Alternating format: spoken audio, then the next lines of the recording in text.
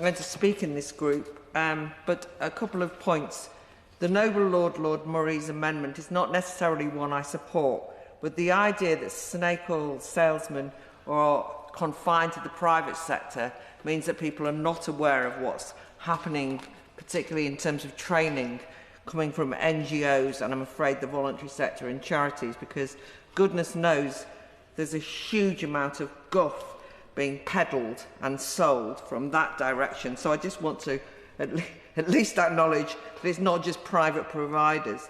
I think that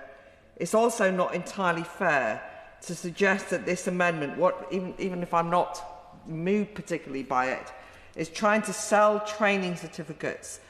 that sort of falsely imply that now people will feel safe because they've had some accredited training.